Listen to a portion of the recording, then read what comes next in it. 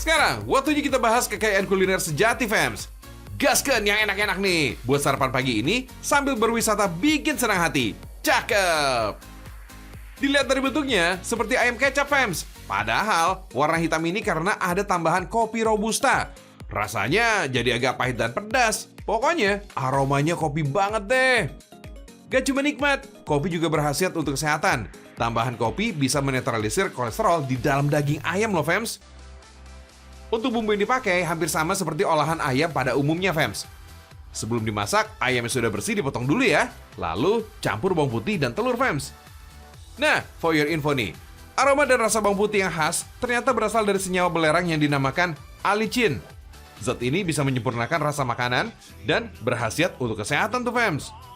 Zat alium ini mengandung prebiotik yang bisa membantu menjaga bioma pada usus, fams. Bawang putih juga kaya vitamin C, vitamin B6, dan sejumlah nutrisi penting lainnya. Berbeda dengan daging sapi yang bisa memilih tingkat kematangannya, daging ayam justru harus dimasak sampai matang sempurna, fams. Soalnya, mengkonsumsi ayam mentah ini bisa meningkatkan risiko berkembangnya bakteri Salmonella dan Campylobacter alias E. coli. Sehingga bisa menimbulkan keracunan makanan tuh, fams. Gunakan bawang putih dan bombay ya untuk mengurangi aroma khas kopi. Sebaiknya kopi robusta diseduh air panas dulu nih. Lalu pisahkan dari ampasnya. Oh iya, fams, kopi arabica dan robusta ini sebenarnya memiliki kromosom yang berbeda. Kromosom kopi robusta dinilai lebih baik untuk menghasilkan karakter rasa. Gak heran kalau kopi ini sering dikombinasikan dalam suatu masakan. Tinggal siram nih saus kopi di atas ayam goreng. Nyam, pasti nikmat banget nih, fams. Ngomongin tentang kopi, sekarang penikmatnya sudah dari semua kalangan, fams. Bahkan nih, minum kopi ini sudah menjadi gaya hidup. Gak heran, penjual dan kedai kopi pun ini semakin berjamur dengan berbagai brand. Di Trenggalek, punya perkebunan kopi yang sudah ada sejak zaman Belanda loh, fams. Di area seluas 300 hektar ini, terletak di desa Dompyong, Kecamatan Bendungan, Kabupaten Trenggalek. Hanya kopi berjenis robusta aja nih yang ada di perkebunan Van Dilem ini, fams. Katanya, kopi jenis ini relatif tahan dari serangan hama dibandingkan dengan kopi arabica tuh, fams. Fams, bentuk biji kopi yang cenderung bulat ini harganya lebih murah dibandingkan dengan kopi arabica. Soalnya produktivitas jenis kopi robusta bisa 3 kali panen dalam 1 tahun.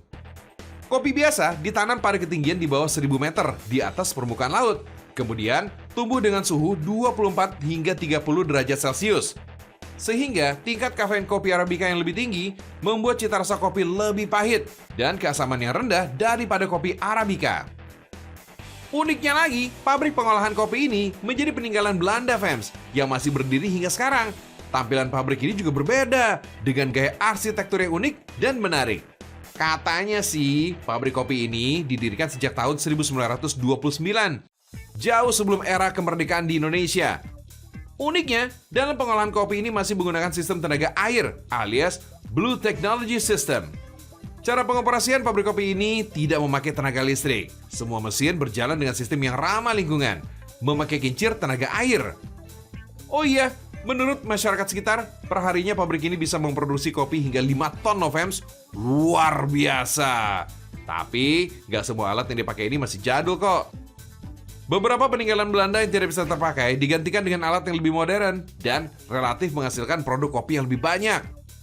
Oh iya, fams, pabrik kopi yang menjadi agrowisata bernama Dilem Willis ini punya spot kece untuk eksis. Pengunjung juga bisa bertemu dengan pendiri pabrik, yaitu Mr. Van Dilem, yang juga menjabat sebagai seorang ahli botanikal. Tentunya dalam versi patung ya, fams. Hihihi.